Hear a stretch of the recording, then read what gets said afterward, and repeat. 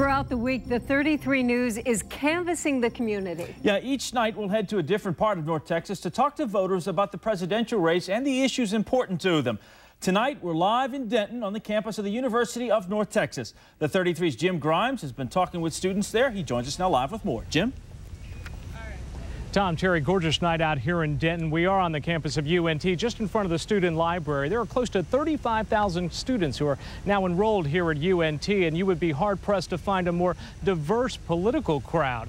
One of the things they all have in common, however, is the impact they could make on this upcoming presidential race. I didn't see the whole thing. I'll bet you didn't.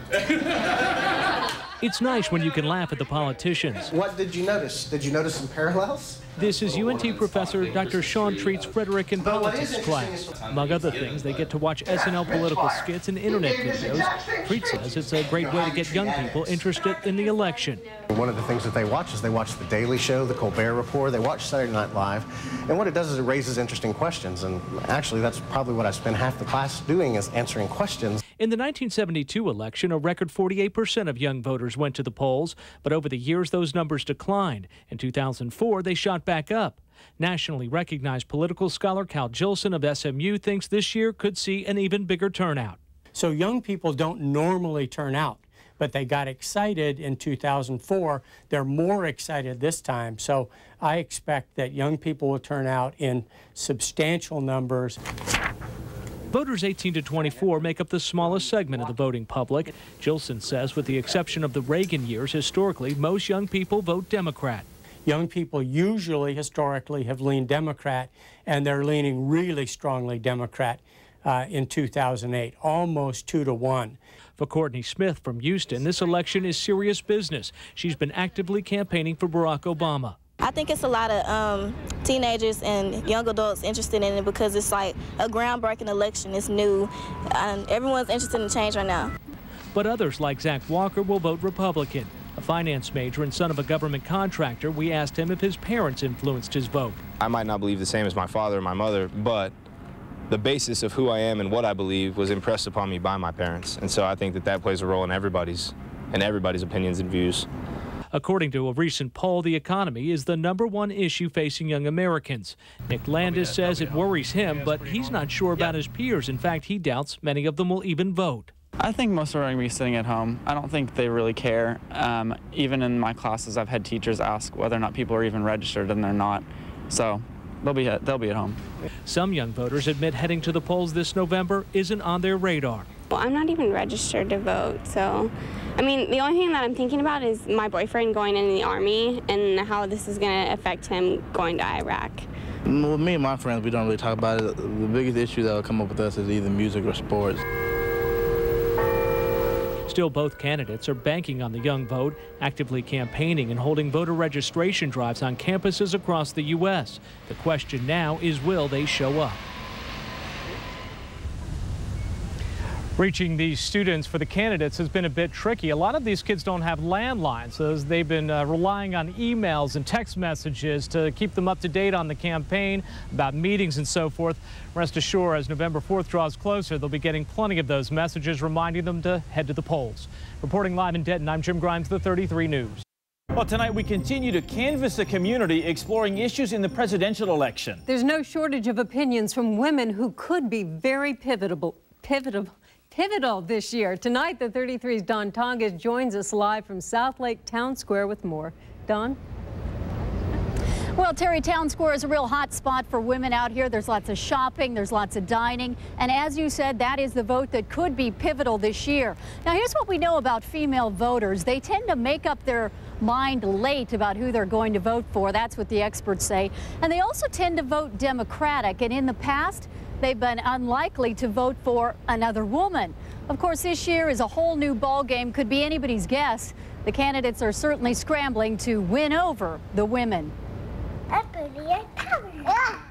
Betsy Compton says she'll be thinking about her toddlers, Cadence and Joa, when she votes this fall.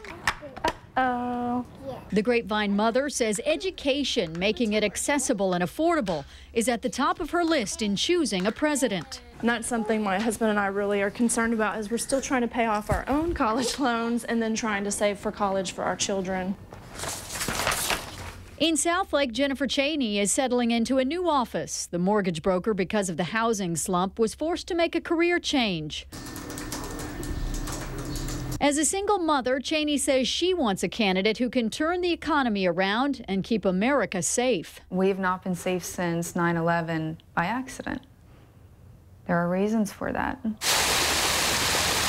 Experts say women in Tarrant County and everywhere have the same list of priority issues. The soccer moms, security moms, now hockey moms, whatever you call them, they know what they want. Those are generally suburban women whose families are relatively comfortable, and so they're interested in security, relatively low taxes, but also health care and education. This year, more than ever, the female factor may be key. In 2004, 60% of women voted, more than men with 56%. This means 9 million more female voters up for grabs. Experts say there's a slice of female voters who still haven't decided on their commander-in-chief, but by far, polls show the economy is make or break. Everything going on right now with Wall Street and the bailout, and just looking to see that someone can actually get us out of this mess. Move your legs. Good. For Compton, she says the right choice for her future and her children's is an easy one. She's backing Obama. I definitely feel that Barack Obama has a better handle as far as understanding the middle class and understanding what it takes to run a household. For Cheney, her pick is McCain, in part because of his pick for VP, who Cheney says will resonate with women. There are more American moms like that who support her. So we're back out here live. Let's talk live about this female factor. We're joined out here by two ladies. We have Lee Wamsgans with Republican Women of North Texas, and also Kathleen Thompson with the Colleyville Grapevine Southlake Democrats. Let's start with Lee. Lee, a recent Gallup poll, I believe, released this week shows that John McCain is trailing and his lead is waning with women. What do you make of that? Well, I don't make a lot of that, and I don't put a lot of energy into the polls this early. I think the only poll that matters is on Election Day. I think this past week what we've experienced in this country is just phenomenal and something that's unprecedented in our recent history. So I don't put a lot into that. Again, I think that the only poll that matters is Election Day. All right. Kathleen, we've seen it this year. The candidates are definitely wooing the females. Someone described it as getting in touch with their inner Oprah. I mean, why is the female vote so attractive? Women are more likely than men to be the swing voters that are important to both political parties. But on the issues that matter most to women, pay equity, the environment, education for our children, the Democratic Party is the party that has the right answers. So I think that women will be leaning Democratic, as they tend to, and for Republicans to win, they have to woo more women, and it's just not working. All right. Well, Lee, what about the Palin factor? Tonight was her big night. Is she still a factor? I think she's certainly a factor, and the vice presidential choice in every election is certainly strong. We're all very excited about Governor Palin. She has a very strong record in Alaska as a leader, a lot of good experience there. She has a very good record in fighting corruption, and we're all very excited to see her supporting John McCain, going to Washington, D.C. and shaking things up. Let's get Kathleen one last question here. What about the disgruntled Hillary supporters out there? Could they be a factor against Obama? I really don't think so. I was a delegate in Denver to the Democratic National Convention, and some of the strongest Hillary supporters were there with me, but they know that Hillary Clinton and Bill Clinton are now supporting Barack Obama and Joe Biden 100%, and people who are for Hillary Clinton are Democrats first, not just for Hillary first. All right, ladies, thanks for coming out here. The party started early out here, you can tell. Time will tell, 33 days. We'll see who wins the women's vote. Reporting live in Southlake, Dawn Tongish, the 33 News. With just 32 days until the presidential election, we continue to canvass the community. Tonight, we zero in on young professionals and the issues that sway their vote. The 33's Dawn Tongish joins us now live from Mockingbird Station in Dallas. Dawn? Well, Tom, there's no shortage of young professionals out here. Over here, you have the Angelica Theater. You have restaurants. Take a look at this outdoor cafe. It's packed tonight. And shopping. So there's a lot of nightlife out here. But in this election year, along with all of this, the younger set seems to be finding a new pastime. It's called presidential politics.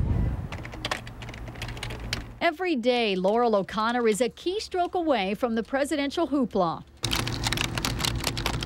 As an account exec for a Dallas PR firm, the 23-year-old combs political blogs, reading both sides, and still, she's torn. Every political quiz I find that's helped you decide your stance, I'm almost always in the middle on all the really important issues. Is it for a specific project? Down the hall, 25-year-old John Tagle, who advises technology companies, also isn't ready to take the political plunge. My own brother is staunchly Democrat, and he gets mad at me because he knows that I sit on the fence.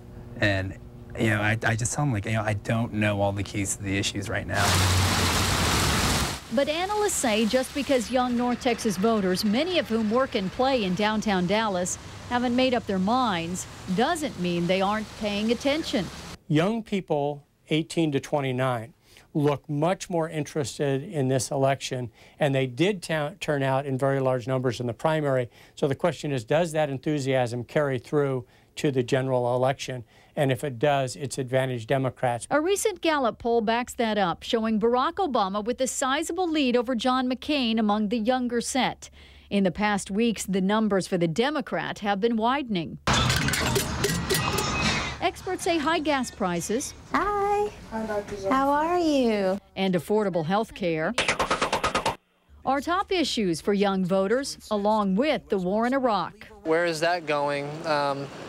You know, how much more money are we going to spend? What's the end game in that part of the world? O'Connor says she'll keep on researching who will win her vote. She admits Obama has a lot of appeal. He is bringing about a lot of change, and it could be nice to have a fresh voice. Or in my case, my children, grandchildren, great-grandchildren. But so does John McCain, who O'Connor watched on SNL in high school. Oh, it's so cool. He's so funny. He's so normal. I really honestly thought that I might never see this in my lifetime. Tagle, the son of Filipino immigrants, says he's just soaking up the history of it all, knowing whoever wins the White House, it will be a first. It's been promised that history is going to be made with whoever's elected. It is an electric election, but the question is just how many of these young voters will actually turn out to vote? Sounds like something we should debate, right? Well, let's do just that. We invited a couple of members of the SMU debate team out here tonight. We have Al Young, who is supporting McCain, and also Brittany Ross, who is in the Obama camp. So, Al, the young voters seem to be interested this year, but historically they just don't come out. Is this year going to be different? I think the states are doing a really good job this year with absentee balloting, trying to facilitate the mechanics of democracy by allowing college students and people that go out for some reason or another to voice their opinion in our democratic process. Okay, Brittany, give us some debate. Is Al right or wrong? He seems to think that they'll come out and they'll vote. I do think that they'll come out. However, I think it's hard on college students because a lot of them are from out of state, and it's a lot harder of a process to vote. Me being from Virginia and holding a Virginia driver's license, it's a whole lot harder for me to vote than, say, someone who is from Texas. But I do think that with all the hype surrounding today, this election, I think they'll come out. Yeah. Right, the transient issue is a big one. Okay, Al, let's tackle that age issue. John McCain just turned 72. Can folks your age relate to a guy that old? I think so, because regardless of generational gaps, I mean, we're all Americans, so we face the same problems. The economic crisis right now, I mean, we're all feeling the pinch, feeling the pain at the pump. I'm sure McCain, you know, being 72 regardless, faces the very same issues that even young people today face, and more importantly, the industrial workers of this nation and the generations even in the professional levels now are also able to relate to McCain as well. And that's important. He is a vigorous 72-year-old. What do you think, Brittany? Al says they can relate. Can someone your age, could they vote for John McCain?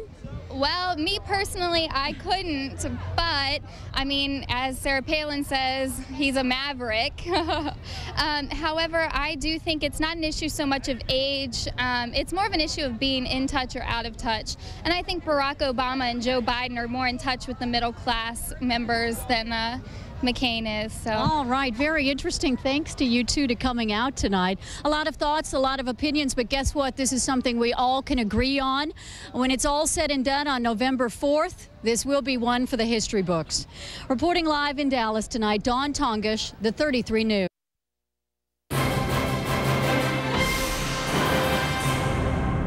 Well, the 33 News is canvassing the community, asking voters which issues in the upcoming presidential election are important to them.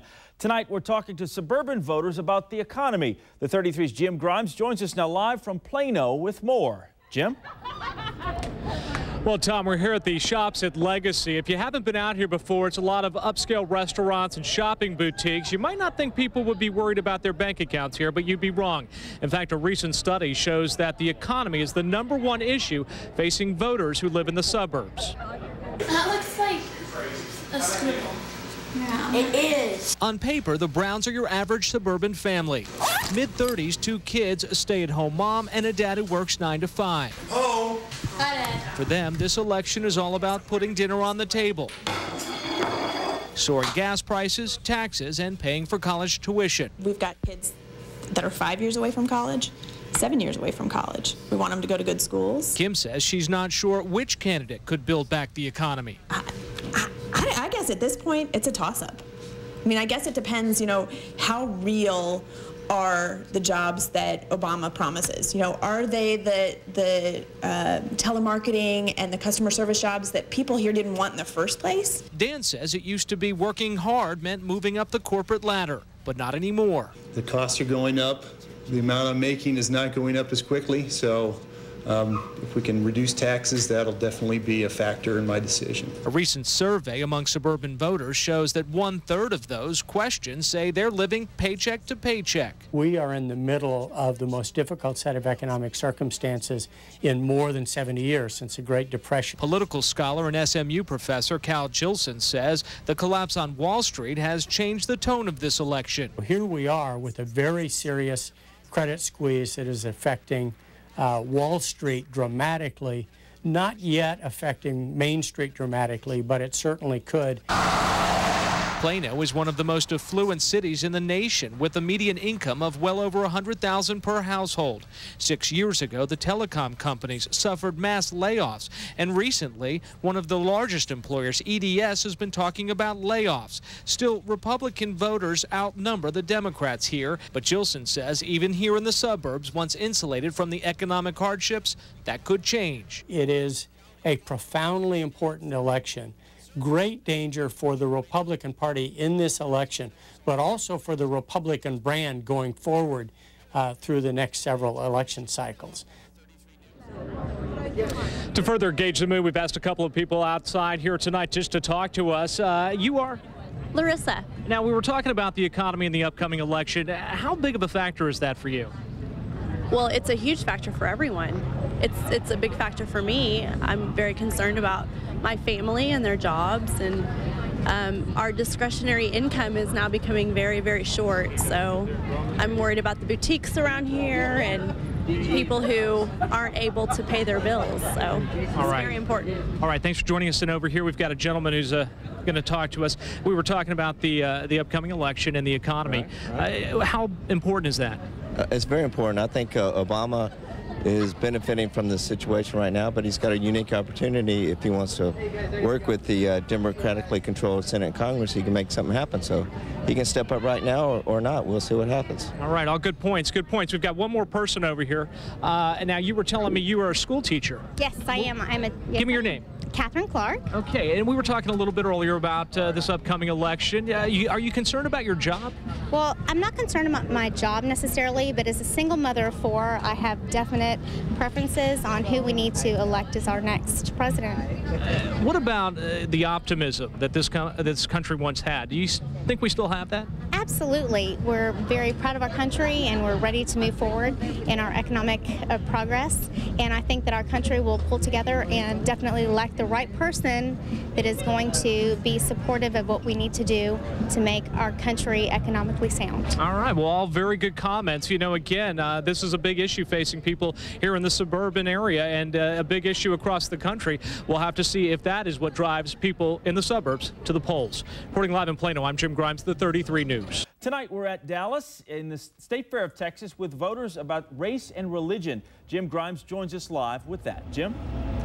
Well, Tom, Terry, both of those issues are hot topics coming up into this presidential election. Of course, throughout this week, we've been hearing from political expert Cal Jilson. He is a professor of political science at SMU.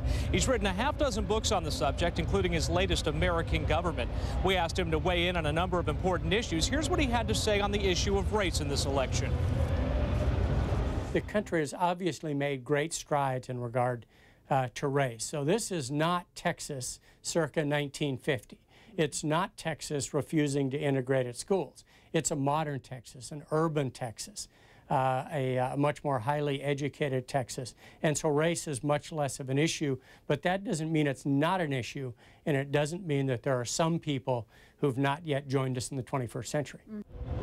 Well, what are Texans thinking? Well, we came out here to the state fair. As we found out, a wide variety of people attend the fair each year. They come from all walks of life, and as we found out, there were no shortage of opinions. I don't know. I guess being black in America is something this family says it's always been proud of. But in this historic election, Harriet Hunt admits it is downright exciting. Obama's made it very important to be black in America. He made it very exciting to be black in America, and it's just, I mean, our heritage, our culture, the whole thing, it's very exciting. A recent Gallup poll shows most white voters split over Obama and McCain. However, black voters overwhelmingly support Obama. We asked voters here at the state fair if skin color will determine the election. Based on what I've heard from my friends and from family, teachers, everybody seems a lot more accepting about that than people normally would have in the past. Do you think there are some white voters who might not vote for Obama because he's black? I believe so, yes. And that's very sad. It's very sad because that's not what it's all about. An even hotter topic, religion. Both candidates are Christian. Barack Obama, a longtime member of Trinity United Church of Christ in Chicago. But you'll recall he ran into trouble over comments made by the church's longtime pastor, Jeremiah Wright. As for McCain, he grew up as an Episcopalian, but he calls himself a Baptist now. Even he suffered some bad press after accepting and later turning down an endorsement from controversial San Antonio leader John Hagee, proving religion can be a tricky issue, but also an important one. A recent study shows 72% of voters think the president should have some religious background. That matters to me. It does? Oh, yeah. That does. Tell me about that. Why?